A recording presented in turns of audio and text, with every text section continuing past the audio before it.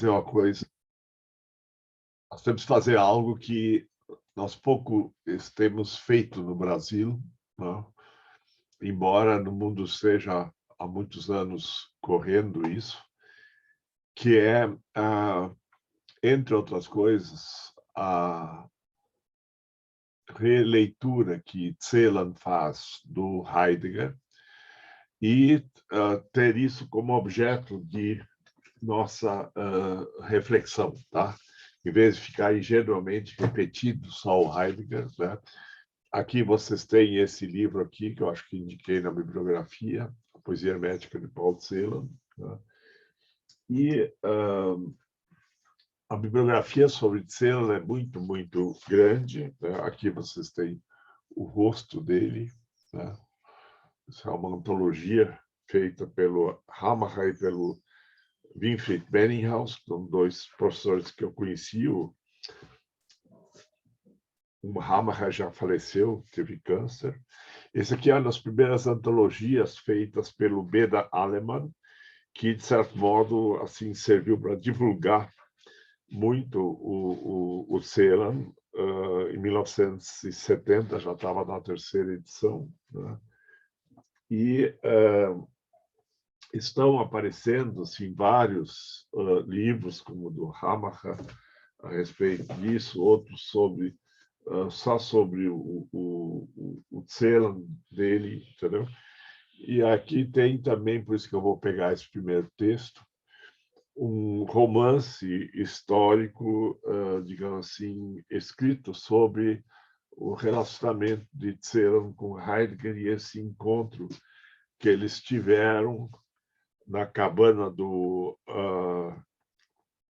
Heidegger no dia 25 de julho de 1967. Quer dizer, no dia 24 de julho, o Celan fez uma leitura de poemas dele no auditório máximo lá da Universidade de Freiburg. Tinha 1.200 lugares, todos ocupados, mais umas 100 e tantas pessoas de pé ou sentados no chão para assistir a leitura de poemas de 67. Né? Aqui, por exemplo, você tem do Hamacher um livro, Keinmal I, que é totalmente dedicado ao Celan, né? E vocês podem ver aí, quer dizer, onde isso aqui foi apresentado, né? Por exemplo, a Universidade de Aarhus, na Dinamarca, né? No Centro Cultural Francês Luxemburgo, na França,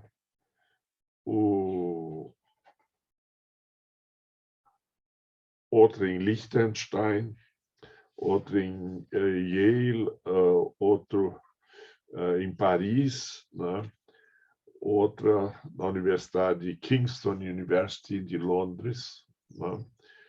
E então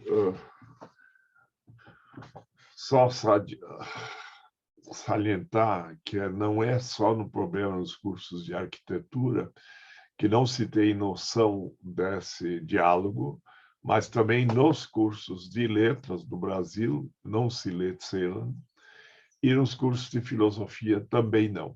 Então, é uma discussão que está há mais de meio século em curso, tá? E eu me lembro que, deixa eu ver esse livrinho aqui, comprei em 1970, 71, né? O Beda Aleman também já faleceu, né? E eu estou no meu último semestre na universidade agora. Então, eu digo assim, a sugestão é que eu vou pegar aí alguns poemas, né, para apontar para alguns tópicos ligados a esse diálogo que os grandes centros universitários mundiais já estão cansados de discutir, já estão numa discussão mais adiante, entendeu? E aqui a gente está, de modo geral, muito mal informado a respeito, né? Então, eu vou começar só para a gente ter assim um ponto de partida, um poema que é muito conhecido, que é Tottenauberg. Tottenauberg é o lugar onde é que era construída a cabana em que o Heidegger escreveu uma boa parte da obra dele. Era uma cabana bem pequena, assim, tipo 50 metros quadrados, né? Com uma pequena cozinha, um dormitório, uma sala, quer dizer, um local de estudos, tal, entendeu? Quer dizer, e eram 3 quartinhos, né? E tinha um poço de água na frente, né? E então o Heidegger, vejam bem, era o principal filósofo, ainda vivia, estava com 70 e poucos anos, e o Heidegger convidou o Celan para fazer essa leitura de poemas na Universidade em que ele trabalhava também, né? Freiburg, né? E que era a Floresta Negra, né? E o Celan foi lá, ele tinha recém-passado umas semanas internado num sanatório na França, perto de Paris, onde bombardearam ele com produtos químicos, né? Porque parece que, entre outras coisas, sabe, o gênio e a loucura às vezes andam juntos, né? Ele tinha tentado suicídio e tinha ido com uma faca para cima da esposa dele, que se separou dele, né? E dentro dessa circunstância, assim, deram alta para ele poder viajar para a Alemanha. E se tratava também de, em 67, de ele conversar com a editora Zurkamp para fazer uma edição da obra completa dele, que realmente existe, eu tenho aí em 5 volumes grandes, né? E houve esse encontro dele com Heidegger. O Heidegger assistiu à leitura dos poemas, né? E o Celan, há muito tempo, já estava em contato com a obra do Heidegger, porque quando ele morou em... deixa eu ver se eu tenho aqui. Quando ele morou em Viena, ele tinha uns 19, 20 anos, estava fugindo da Romênia, né? Isso aqui é Ingeborg Bachmann, né? Herzzeit, são as cartas trocadas entre a Ingeborg Bachmann e o Paul Celan. E ela fez o doutorado dela sobre Ser e Tempo do Heidegger, vendo principalmente como aquilo que ele propunha podia ser lido por outras escolas, né? Marxismo e outras filosofias, né? E ela faleceu bastante cedo. Tem um romance dela chamado Malina, que é para ser sobre Celan, né? Ela é a mais importante poetisa e romancista austríaca do pós-guerra, né? Mas dois foram namorados, entendeu? Né? E então o Celan estudou para valer o Ser e Tempo. Por isso que quando eu tomar aqui agora, hoje, para exemplificar alguns poemas do Celan,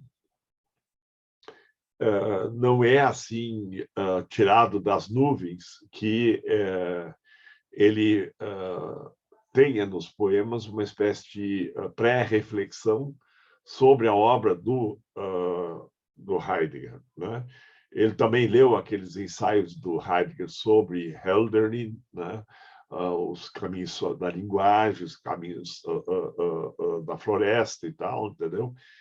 E o Celan tinha manifestado assim o desejo de dar uma caminhada no que eles chamam lá de Moa, né? Mua é uma espécie de brejo. E, às vezes, dentro desses brejos, tinha uns caminhos de madeiras, de torras, né? Colocados umas depois das outras, caminhando lá, né? Essa cabana do Heidegger é muito famosa na história da filosofia, parece que os americanos já fizeram até um filme sobre ela, e provavelmente no futuro vão surgir várias obras a respeito dele, obras cinematográficas, novelas ou coisa assim também. E o Heidegger costumava ficar sozinho lá, né? E ele tem uma descrição em que ele conta, por exemplo, que ele estava lá sozinho e começou a nevar, né? E caiu muita neve, né? E o silêncio era absoluto, era uma cabana isolada, na encosta no alto morro, que dava para um vale, né? E essa cabana estava no absoluto silêncio, né? A neve caindo, e aí o Heidegger diz, pois é um momento em que se trata de propiciar a filosofia, o filosofar, né? E, então, se promoveu, digamos assim, um encontro entre o maior filósofo e o maior poeta de língua alemã, né, pessoal, né? O Heidegger já tinha mandado alguns textos para o Celan, e o Celan tinha já mandado os textos. Agora, vejam bem, o grande problema subjacente era, vamos dizer, histórico e político, né? Porque o Celan teve os pais mortos em campo de concentração, né? A mãe levou um tiro na nuca, parece. E o pai foi queimado, né? Gasificado. O Heidegger foi colocado como reitor da Universidade de Freiburg, em 1933, pelo governo do Hitler, mas, claro, ele foi eleito pelos professores da universidade, né? Ele só ficou 8 ou 9 meses na reitoria. Nessa cabana, ele deu uma famosa entrevista, mais ou menos nessa época, de 67, para a principal revista alemã, chamada Spiegel, e a condição dessa entrevista é que ela só seria publicada depois da morte dele, né? E realmente, assim que ele morreu, na edição seguinte apareceu essa entrevista, que eu li na época também, em que, digamos assim, o Heidegger entra num tópico que ele nunca tinha praticamente falado a respeito, né? Por que ele tinha assumido a reitoria lá, né? E a explicação que ele dá nessa entrevista é que ele tinha sido, vamos dizer, uma espécie de assistente do Husserl, né? Um sucessor depois do Husserl, e o Husserl era judeu, né? E ele tinha dedicado série tempo a Husserl e Edmund Husserl, né?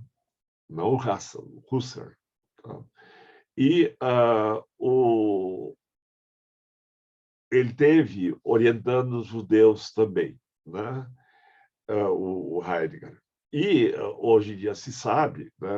Uma aluna dele, chamada Hannah Arendt, foi amante dele durante vários anos, sabe? Mais tarde se separaram e mais tarde se reencontraram, né?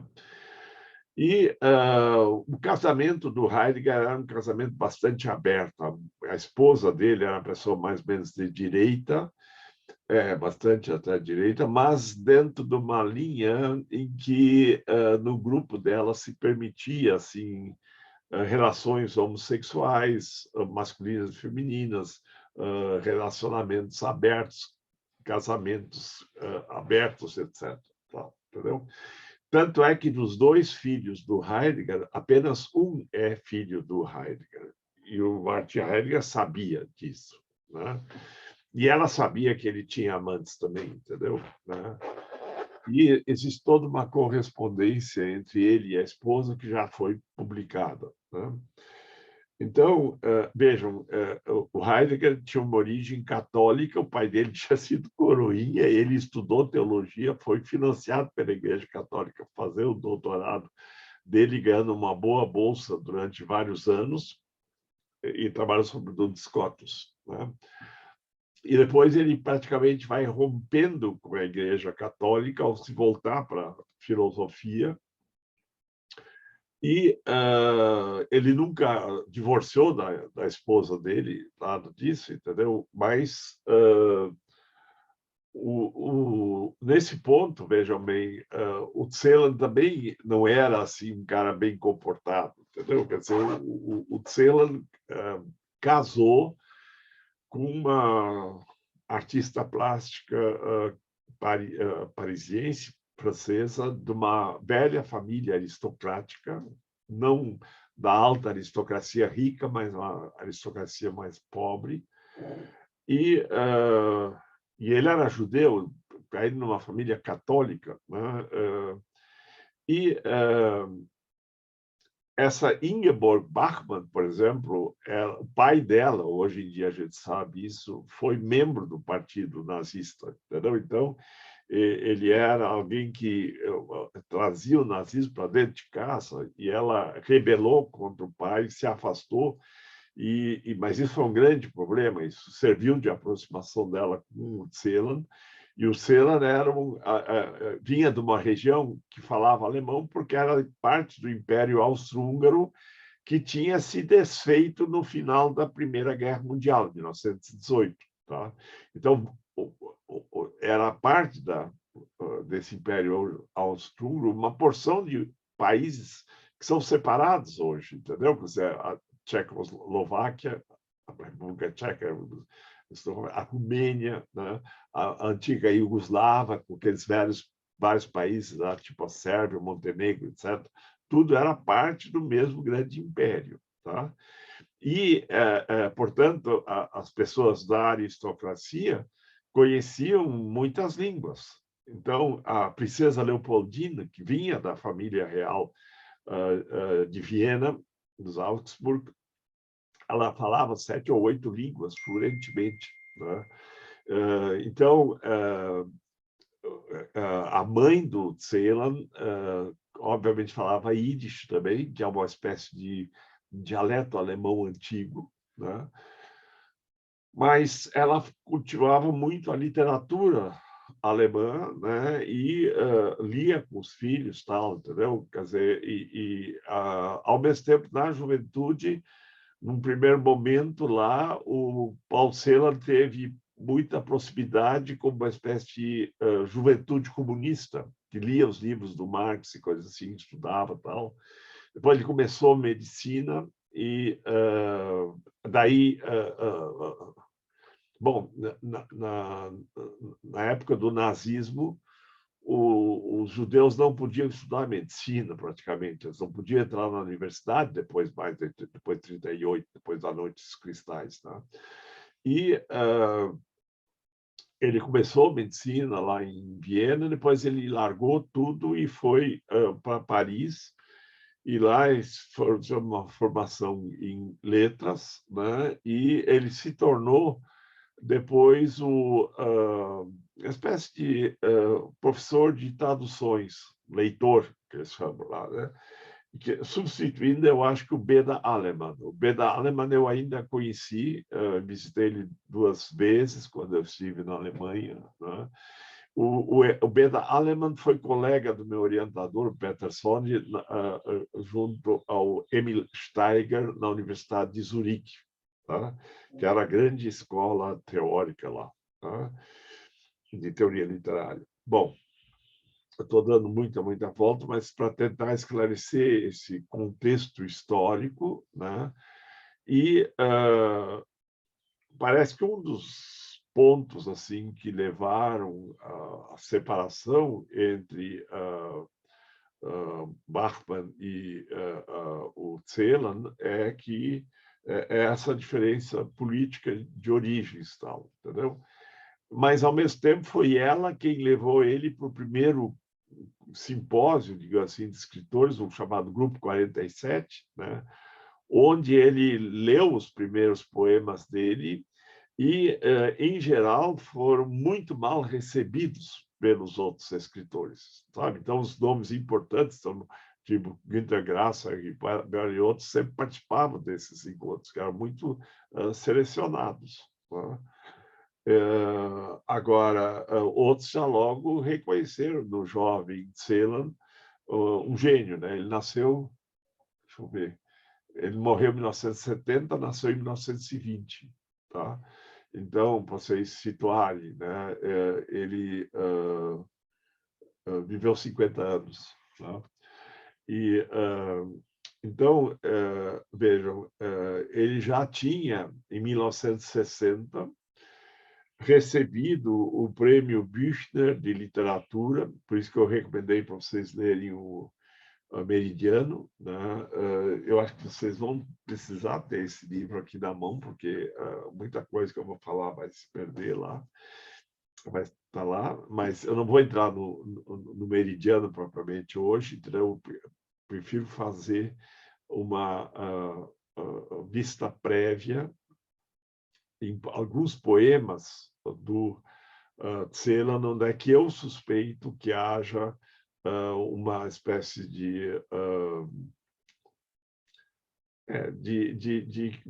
referência indireta, uma espécie de diálogo implícito com Heidegger. Heidegger foi realmente um filósofo importante para ele. E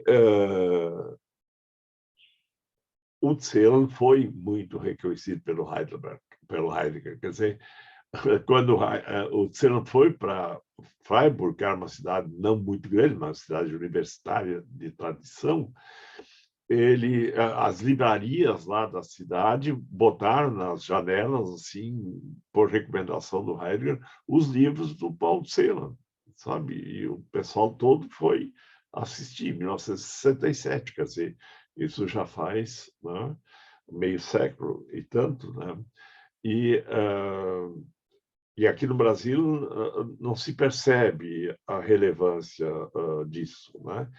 Agora, eu entendo que a minha chefe de departamento de pós-graduação lá na Católica de São Paulo, na PUC, possa ter ficado pé da vida quando eu dei um curso lá sobre Paul Celan e ela achou uma barbaridade que eu tinha abusado da liberdade de ensino lá, né? Eles não entraram em detalhe, nunca me explicaram, mas, veja, eu estava junto com o Harold de Campos, da Spinatária, quer dizer, com os concretistas lá. Tá? E eu nem sabia disso, o grupo do Max Benze, que era referência para os concretistas brasileiros na Alemanha, eles foram a alguma apresentação do Celan para esculhambar, entendeu? Para interromper a apresentação, a leitura de poemas, né? Nós não temos muito essa tradição aqui no Brasil, de que o escritor vai para as universidades, para as livrarias, para auditórios, etc., para círculos de leitores, e faz a leitura de trechos da obra e responde a perguntas dos presentes, né? Isso é bastante forte lá há bastante tempo, né? Então, o Celan, eu ouvi uma vez uma gravação, a leitura que ele fazia era muito pausada, cada sílaba, cada fonema era pesado, né? Então, vejam, vamos pegar, então, só para esse registro histórico desse encontro entre Heidegger e Celan. Então, existe todo um romance sobre isso, que saiu agora, 2020, né? Tottenhauberg, né? Eu não terminei totalmente de lê-lo, mas vejam, esse poema, né, eu tenho em alemão aqui, Tottenhauberg. Essa palavra Tottenhauberg é uma palavra composta, tá? É uma palavra muito estranha, né? Tod é morte, né? Nau tem que, geralmente é um vale e Berg é morro, entendeu? Quer dizer, uma paisagem com um vale, um brejo, com a morte, né? E, diga assim, uma das coisas que se diz sobre essa região, não há certeza, é que eu nunca fui lá. Quem inventou essa cabana do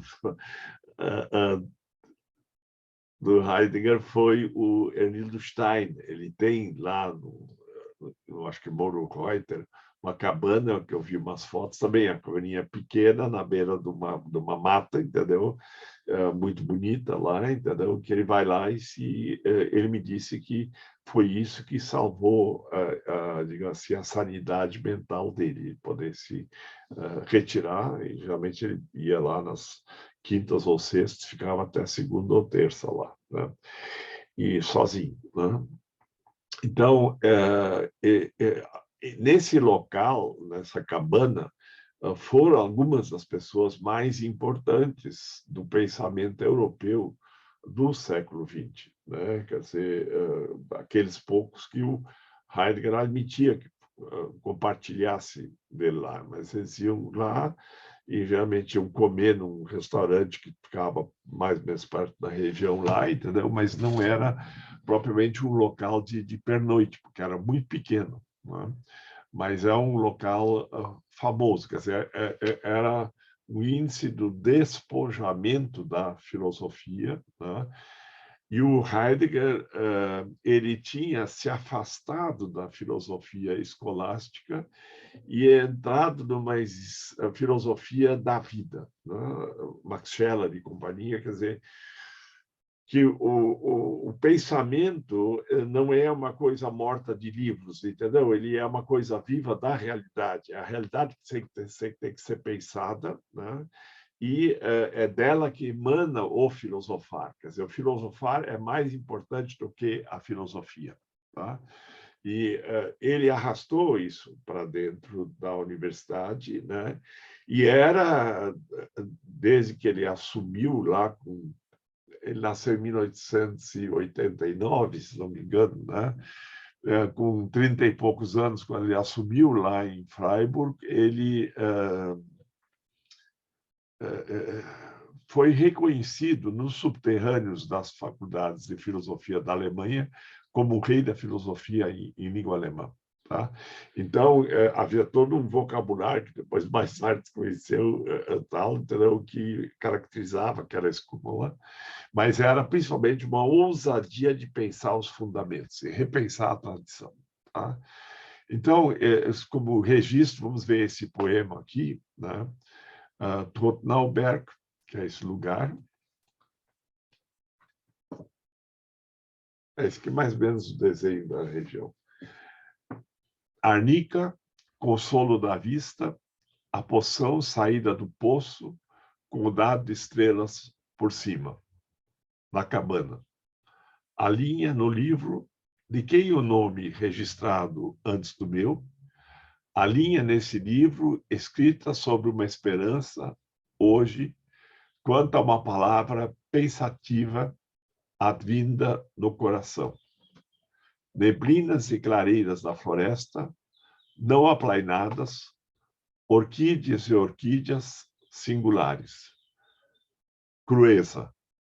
Mais tarde, ao andar no carro, nítida, quem nos leva, o homem que conosco escuta, as semi-percorridas trilhas de torras no Pantanal rasteiro, úmido muito.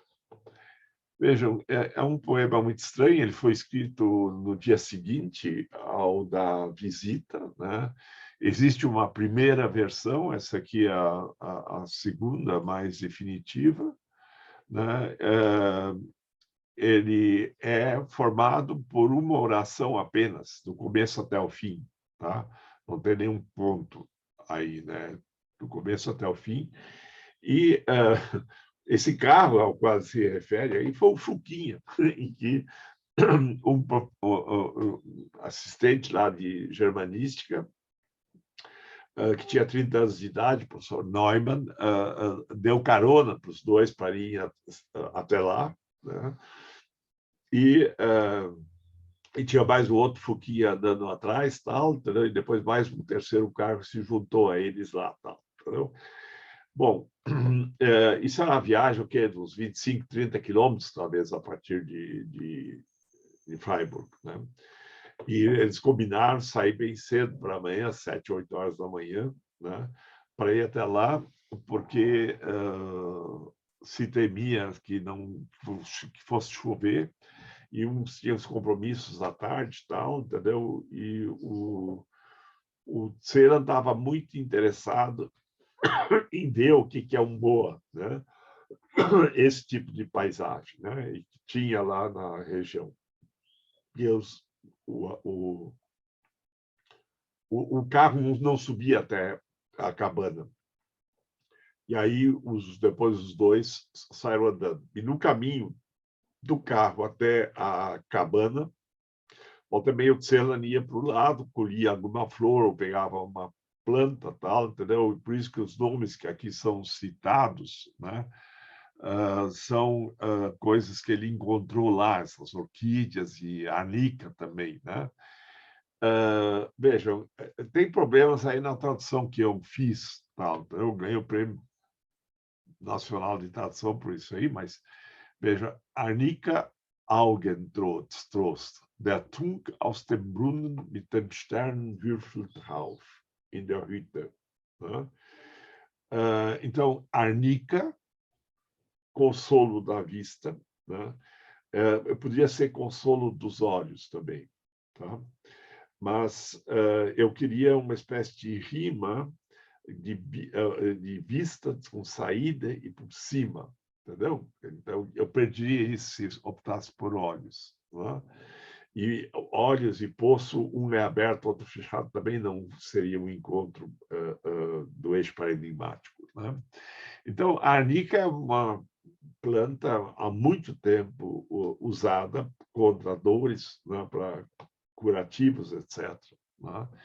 E, de saída, né, se pega essa planta, né, como, diga assim, algo necessário, né, para suportar a dor de viver.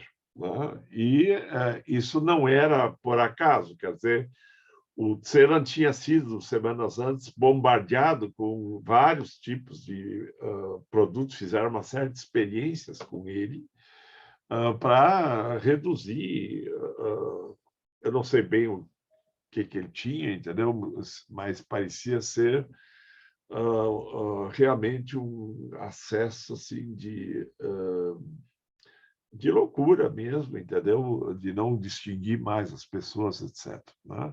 Então, vejam, você tem uma das pessoas mais conscientes e inteligentes e com enorme domínio de linguagem, que tinha sido quase que reduzido a nada e agora começa falando, e veja bem, havia uma tensão no ar entre o judeu, né, imigrante, digamos assim, e o pensador alemão que tinha sido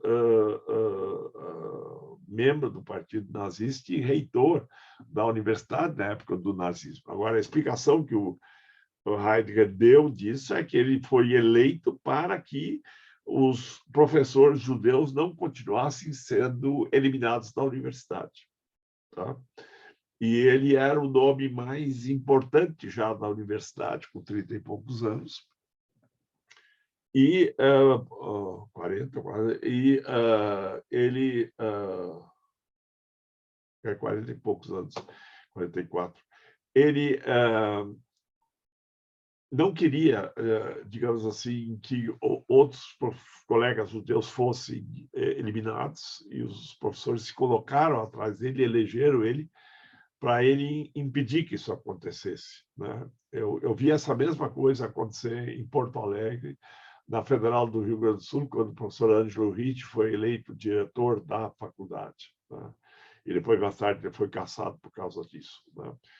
Então, vejam, você tem essa tensão entre dois elementos de origem histórica diversa, tá? E não era uma história longa, assim, distante de outros, entendeu? Não, uma história deles vivida, tá? Mas o Heidegger só ficou 8, 9 meses lá na reitoria, porque aí começaram a perseguir novos professores judeus e ele pediu demissão, tá? O que era muito corajoso na época também. E, segundo se sabe hoje, a Gestapo, a polícia secreta nazista, observou, vigiou as aulas do Heidegger durante todo o tempo do nazismo, e até sabiam quem era um cara até meio tapado. E vejam bem, há alguns textos do Heidegger, desse período de 1935, sobre a essência da verdade, onde é que ele vai dizer que a essência da verdade é a liberdade. Tá? Então, esse é um pensamento antitotalitário, por excelência. Tá? Enquanto que aqui no Brasil, todos os que eram heideggerianos, né, como o Gert Bornheim ou o Enildo Stein, né, e outros professores, por exemplo, lá na USP tinham eles foram todos eliminados das universidades. Né? Então, diga assim, quando houve esse encontro, né, há relatos sobre isso, né, essa poção saída do poço, quer dizer, havia um poço que dava para ver da sala e que a janela abria para o poço e para a paisagem, para o vale que tinha lá. E nesse poço havia uma espécie de dado, né, grande, esculpido, com estrelas em cima. Entendeu? O Zell registra isso aí, né? E o dado com as estrelas é, obviamente, também, literariamente, uma referência ao Ancu-Dedê do Mallarmé, o lance de dados, né?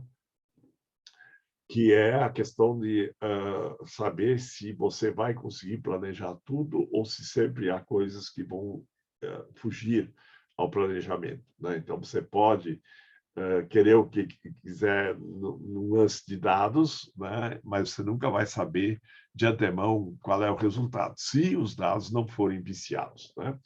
E os dados do Ancu-Dedê são referência também aqui ao conjunto das 7 estrelas no céu, as Pleiades, né, que seria o cinturão de Orion, na mitologia grega, seria uma espécie de grande caçador que estaria nos céus, e essa 7ª estrela, que no dado só vai de 1 a 6, ela só é vista ocasionalmente por um olhar muito aguçado. Né? Então, seria, diga assim, uma espécie de milagre que acontece fora do planejado. Né? Bom, nessa cabana, o Heidegger deu de presente um texto dele para um dedicatório e tudo mais, é uma cerimônia que se costuma fazer no mundo alemão, acadêmico, né? Mas também na França, Inglaterra, etc. Né? Aqui no Brasil isso não existe quase, mas, de qualquer maneira, nessa cabana lá, né, o Heidegger se sentaram lá, ficaram conversando, e o Heidegger deu de presente o livro, e depois pediu se ele podia fazer um registro do livro. Né? Esse livro é o livro de hóspedes, que quase todo mundo mais tradicional tinha na sua casa. Sabe? Na França também tinha muito isso. Né? Então, as pessoas muitas vezes vinham já com, por exemplo, um quarteto ou um soneto já pronto na cabeça para escrever como registro da presença deles. Né? Então, obviamente, o registro que ele diz, né,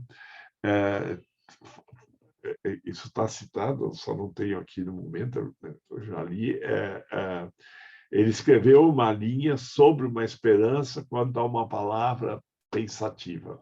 Tá? E isso é citado aqui na estrofe seguinte aqui, né? E o nome de quem o nome registrado antes do meu, né? E bom, havia, por exemplo, o poeta francês como René Char, que era amigo do Celan e era amigo do Heidegger também, entendeu? Quer dizer, que também até tinha intermediado o contato, né? E a possibilidade desse encontro e tal, né? E essa linha desses livros escrita sobre uma esperança hoje, né? Quanto a uma palavra pensativa vinda no coração, né? O que significa isso? Tem várias interpretações. Uma das mais banais é dizer que o Celan esperava que o Heidegger escrevesse alguma coisa sobre a obra do Celan, né? Porque o Heidegger tinha escrito sobre Rilke, sobre Trakl, né? Sobre Hölderlin, né? E que eram autores, vamos dizer, de predileção do Celan também. E isso gerou a aproximação entre os dois, né? E principalmente havia uma parte importante no pensamento do Heidegger, que era a possibilidade de um diálogo entre poesia e filosofia, tá?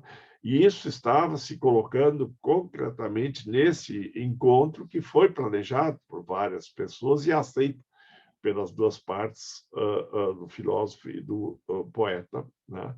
E, nesse sentido, a pergunta é se a poesia seria capaz de pensar a filosofia mais adiante, além do horizonte da filosofia, tá? Que é uma coisa que, dentro da tradição alemã, era uma pergunta assim, muito pertinente, né? Por exemplo, Hölderlin foi aluno na Universidade de Iena, né? E tinha contato lá com Schiller e Goethe, né? Ele visitou os dois lá em Weimar, entendeu? Os dois, às vezes, iam até Iena também, que era uns 20 e poucos quilômetros de distância, né? E, então, essa pergunta do possível encontro entre poesia e filosofia, que já é um tema de Platão, era muito presente aí, né?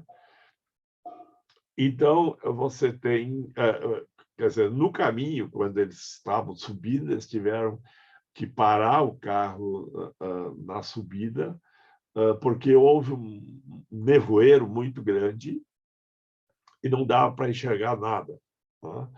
Aí eles esperaram um tempo lá até que o nevoeiro, de repente, se desfez e eles puderam seguir adiante até na parte mais debaixo da casa, né? Neblinas, está referido aí, clareiras da floresta, né? Então, essa noção de clareiras da floresta é uma referência bem clara a Ser e Tempo, do Heidegger, e a outros textos em que, digamos assim, a clareira era vista como uma espécie de presença da verdade, o afloramento da verdade. Mas vejam, aqui você não tem mais simplesmente as clareiras da floresta. Você tem neblinas, tá? Tão importante quanto as clareiras, tá? E não é nada plano, entendeu? Quer dizer, não é nada regular. É subida e descida, tudo irregular, tá?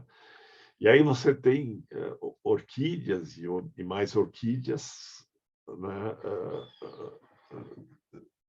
Orquídeas selvagens, tal, entendeu? Eu até vou ler isso em alemão para vocês. Waldvasen uneingeebnet, Orchis und Orchis einzeln. Né?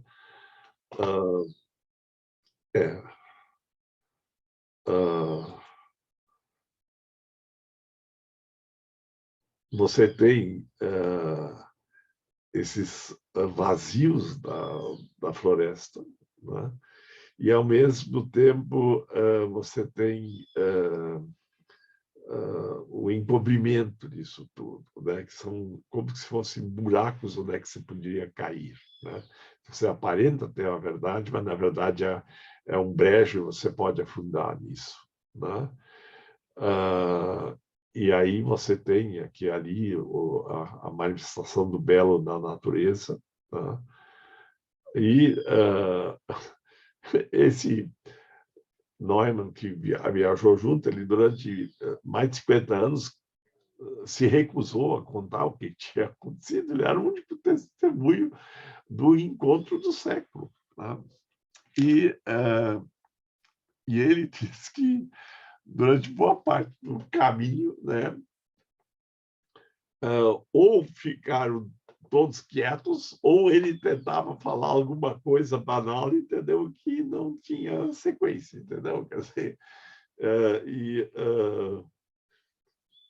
eu não sei, isso conta. O Tselo uma vez visitou um casal de amigos, jantaram juntos, aí ele pediu se seria possível ficar em silêncio. Aí ficaram 1, 2 horas lá em silêncio juntos. Aí até que ele se despediu e agradecendo pelo silêncio que eles podiam ter feito juntos, né? Então, die hauptbeschittene Knüppelpfade in Hochmoor, né? Quer dizer, veja, você não tem, vamos dizer, um caminho na floresta. Sabe como é traduzido para o português? Você tem, no máximo, umas trilhas, mas não são como essas trilhas que nós temos aqui no Cerrado, tal, entendeu? Elas são trilhas em que tiveram que colocar o Knipperpfad, quer dizer, umas trilhas feitas de toras de madeira, entendeu? Troncos de madeira, né? Knüppel, né? Quando você corta uma madeira tal, então, e bota uma depois da outra, você vai passando, passo de um para o outro, tentando achar o seu caminho lá, entendeu? Quer dizer, então, se isso é para ser assim uma espécie de alegoria da busca da verdade, né? Você tem que tomar o cuidado o tempo todo para não pisar do lado e não se afundar naquilo, né? E termina-se com feuchtes viel, né? Feuchtes é úmido, viel, muito, né? E em português, úmido e muito são praticamente as mesmas sonoridades, né? Só numa distribuição um pouco diferente, né? Então, veja, esse poema é muito mais assim uma espécie de descrição do percurso do encontro, né? Em que se tenta ver assim a dificuldade. Quer dizer, vejam bem, uma coisa é você estar perto um do outro e, ao mesmo tempo, estando perto e pertencendo a mundos antitéticos, quanto mais perto estiver, mais distante fica, né? Essa noção que, obviamente, todos estavam percebendo lá, né? Mas o Heidegger estava sendo assim muito cortês, gentil, né? Assim civilizado, né? Mas, por exemplo, o Heidegger tinha se retirado da cidade e colocado, digamos assim, esse filosofar próximo à natureza, à vida na aldeia, etc., né? Então, tem até um episódio que ele conta que ele foi até o Kneipe, que eles chamam em alemão, é uma espécie de botequim, mas ao mesmo tempo um restaurante, entendeu? Onde é que o pessoal ia para beber e comer alguma coisa, tal, entendeu? E aí ele tinha um amigo lá que tinha ficado sabendo, porque tinha sido anunciado pelo jornal, que o Heidegger, nos anos 30, tinha já mais de uma vez recebido convite para ir lecionar na Universidade de Berlim, né? 2 chamados RUF, que eles chamam, né? A universidade convoca quem ela quer ver como professor, né? Se o cara é muito bom, ela trata de atrair o professor. Há uma competição entre as universidades alemãs no sentido de atrair, né? E, obviamente, aí ela paga mais do que o cara receberia. E o Heidegger teve isso, né? E aí ele disse que aquele amigo tinha os olhos azuis bem claros, botou a mão no ombro dele, ficou olhando para o rosto dele e só meneou a cabeça assim, para ele entender que não era para ir para Berlim. E ele realmente não foi. Ele recusou esses convites. Quer dizer, ele poderia ter se promovido a filósofa oficial do nazismo da época, entendeu? E evitou isso, preferiu ficar numa universidadezinha pequena de província, escrevendo a obra dele. Tá? E essa obra escrita lá, ele conta um momento no final da guerra, os aviões estavam percorrendo lá, os aviões caças, para bombardear as cidades locais, então ele andava de bicicleta lá, e aí ele preferiu, digamos assim, se esconder lá, pegar os textos, botar na bicicleta e levar para uma mina abandonada, onde é que eles ficaram guardando manuscritos e escritos e livros de pensadores e poetas importantes. Tá? E parece que a obra do Heidegger ficou do lado de Hölderlin. Né? E depois ele da guerra conseguiu juntar aquilo de novo, botou tudo num baú, entendeu? E aí nesse período aí da década de 60 é que se passou a pensar em fazer uma obra completa dele, entendeu? Quer dizer, o Klosterman resolveu fazer. E essa obra tem mais de 100 volumes de 500 páginas cada um. Tá? Bom, antes de seguir adiante, alguma pergunta, algum comentário sobre esse poema? Deu para entender um pouco melhor o contexto disso aí tudo. Tá tudo bem. Tá? Então, isso aí foi só uma espécie de introdução, né, para a gente ver como é que se articula isso, né, e as perguntas que estão subjacentes sobre isso, né? Então, vejam que o homem que conosco escuta, entendeu? Quer dizer, é um tal de Neumann, entendeu? Quer dizer, homem novo significaria, mas ele se tornou um conhecido professor de literatura, mas veja, era um homem inteligente, culto, mas que do lado de dois gênios ficava reduzido a um papel de chofer, né?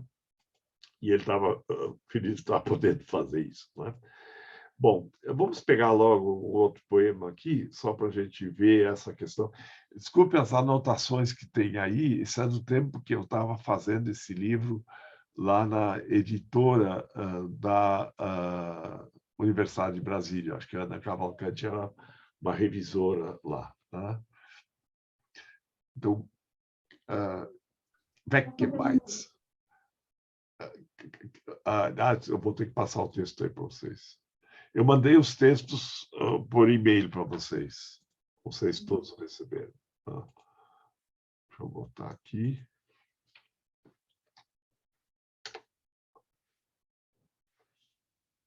Bom, esse aí é um outro poema muito, muito famoso do Celan.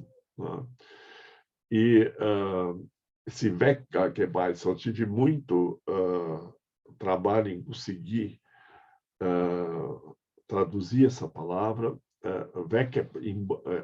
retirado, Beitzen, parecido com Beißen, Beißen é morder, mas é você colocar ácido em alguma coisa, entendeu? Né? E aí você recorta aquilo, você morde aquela superfície com ácido. Né? E, ao mesmo tempo, isso é usado para curar feridas. Né? Então, você começa um poema em que você tem a palavra primeira com maiúscula, que caracteriza a importância dela, e que ela funciona também como título. Tá? Então, cauterizado, pelo vento radioso da tua linguagem, o colorido palavreado do vivenciado por dentro, o cento linguarudo meu poema, o impoema. Saído desse turbilhão livre, o caminho pela neve antropomórfica, a neve dos penitentes, para as hospitaleiras salas e mesas das geleiras. Fundo da fenda dos tempos, nos favos de gelo, espera, num sopro cristalizado, o teu incontestável testemunho. Tá? Então, vocês veem aqui um poema com 3 estrofes, né? Cada uma com 6, 7, 8 linhas, né? E, veja, a primeira estrofe se fala do vento radioso numa linguagem tua, tá? Que depois é caracterizado como colorido palavreado do vivenciado. Tá? É a questão da filosofia da vivência, tá? O existencialismo francês, por exemplo, né? Ou da poesia como expressão da subjetividade. Tá? E, diga assim, essa linguagem, que é também a linguagem do jornal, né? O poema que se refere ao eu, né? E tem 1000 línguas, né? Multiplicado por aí, né? É o impoema, é o não poema. Então, essa linguagem corrente de poesia da vivência, da expressão da subjetividade, do sujeito se achar maravilhoso, ela serve como uma espécie de ácido que cauteriza a linguagem que ele vai poder apresentar. Ele não vai poder fazer isso. Então, é a linguagem dominante da mídia, da poesia, etc., e isso serve para gerar um distanciamento em relação a isso. Entendeu? Então, a tese já é negada de antemão, porque ela é afirmada como um ácido que cauteriza, e ela tem tudo menos acidez, entendeu? Quer dizer, ela é edulcorada, né? E é muito linguaruda. Né? Então, o sujeito se retira desse tipo de linguagem dominante, tá? E sai desse turbilhão, a segunda estrofe, tá? Saído desse turbilhão, quer dizer, aqui a gente tem a antítese constituída, sendo que a tese já é contraditória e contradita no interior dela mesma, tá? E saído desse turbilhão, né, do que domina aí na imprensa, no jornal, nas universidades, etc., livre, né, você tem um caminho pela neve antropomórfica. Vejam bem, a neve é considerada com a forma dos seres humanos. Isso é uma exata antítese também à filosofia de Heidegger, que, por um lado, admira na poesia essa linguagem, vamos dizer, cauterizada, tá? Mas, ao mesmo tempo, no Ser e Tempo, colocava o ser humano como sendo um ser social por natureza, tá? Um ser com os outros, ein Mitsein, ou in der Welt sein. Tá? E aqui você tem, de certo modo, uma negação desse estar no mundo e estar com os outros, tá? Porque os outros não são proximidade, são distância. Tá? E essas neves e geleiras, tá? Elas são o espaço de uma espécie de penitência que se faz diante da história, diante da política contemporânea, diante de tudo que está aí dominando, né? Então você se retira, né, para um mundo que não é fácil, né? Mas é solitário, né? E, de certo modo, ausente, né? Então, é uma linguagem que ainda se faz como negação da comunicação. Tá? Então, em vez de ser a linguagem, a casa do ser, como Heidegger tinha colocado, tá? Ou pelo menos assim que Heidegger tem sido lido, quer dizer, na verdade, a proposta, talvez, do Heidegger fosse que, no diálogo entre filosofia e poesia, se conseguisse, finalmente, fazer da linguagem uma casa do ser. Não que ela já fosse. Esse é o modo comum de se ler isso tudo, né? Mas aqui nós temos assim o estado de sair do Mitsein, do estar com os outros, de estar no mundo, para uma visão da neve, que é fria, que é inóspita, que é hostil, que gera a solidão, e ela é, nesse sentido, antropomórfica. Tá? Os seres humanos ditos normais são assim, para ele. Tá?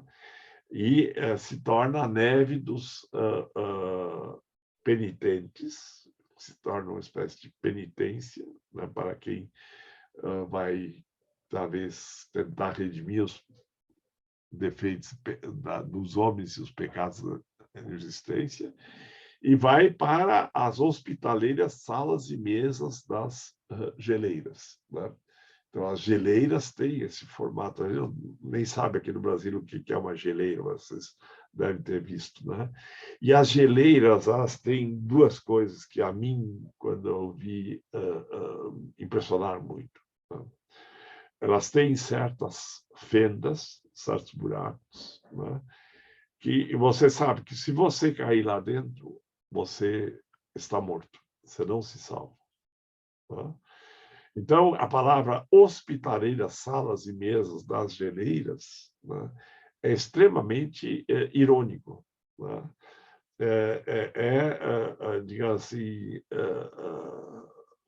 vejam por baixo dessa imagem a imagem de um campo de concentração, né, que havia uma espécie de penitência que era imposta aos que eram considerados culpados, seja pela origem religiosa, a opção política ou a etnia que pertencessem, e eram aniquilados. Tá? E são salas e mesas das geleiras. Né? Então, você fica lá como que almoçando, né?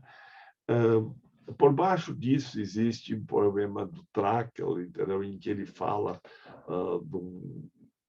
de alguém que saiu pelo campo, né? E volta e tem um pinheiro iluminado, né? E dentro da sala você tem pão e vinho postos na mesa. Né? Esse é um poema que o Heidegger examinou e que, obviamente, o Celan tinha também lido. Né? Então, vejam, a primeira estrofe, né, fala desse vento radioso da linguagem, da vivência, da linguagem colorida, por imagens, etc., da mídia. Né? Fala muito e diz pouco. Né? E, para ele, é o não-poema. Né? O não-poema, o impoema. Né? E aí, na segunda estrofe, você tem a saída disso, dessa tese contraditória, pela antítese. Tá? E você, de certo modo, tem que negar essa negação, porque ela não vai conseguir ser uma efetiva oposição a essa linguagem dominante da comunicação da mídia, poema da vivência, etc. Tá? E a terceira estrofe, fundo na fenda dos tempos, nos favos de gelo. Tá? Espera um sopro cristalizado, o teu incontestável testemunho, que é o próprio poema, que é colocado como se fosse um mel, né? Dentro dos favos do gelo, não mais de algo assim acessível, e fica na fenda dos tempos, nas aberturas dos tempos, né? À espera, como se fosse um sopro cristalizado. Né? Mas ele dá um testemunho, né? De uma linguagem que é a negação da linguagem dominante no nosso tempo e no nosso meio. Tá? Então, vejam que nós temos aqui uma espécie de longo, quer dizer, sintético comentário crítico, não propriamente em relação ao que o Heidegger escreveu sobre a linguagem, mas sobre o modo como tendencialmente ele era lido, né? Em que a verdade seria a clareira na floresta e a linguagem seria uma casa do ser, entendeu? Quer dizer, onde é que você estaria hospedado num processo de diálogo. Né? Por outro lado, no discurso do Meridiano, o Celan ainda via o poema como uma espécie de aperto de mãos, entendeu? Como um encontro, um diálogo, né? Mas dentro dessa negação da negação, já que não chega a ser propriamente uma afirmação, porque ele, de certo modo, se coloca como fora de todos os tempos e todos os lugares. Tá?